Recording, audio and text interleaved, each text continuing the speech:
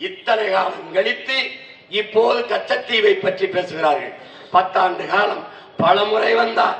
840 மீனவன் கொல்லப்பட்டிருக்கிறான்.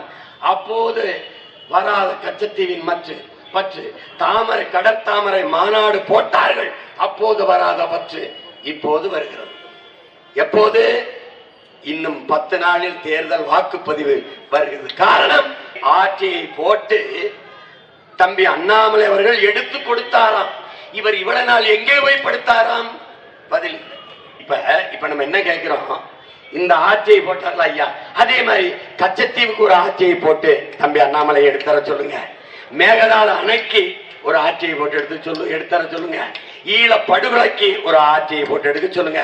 அப்படி ஐயா குஜராத் கலவரத்துல ஒரு ஆட்சியை, மணிப்பூர் கலவரத்துக்கு ஒரு ஆட்சியை போட்டு எடுத்தர சொல்லுங்க. நாங்க அவர் சொல்றாரு, ஐயா இந்த கச்சத்தீவை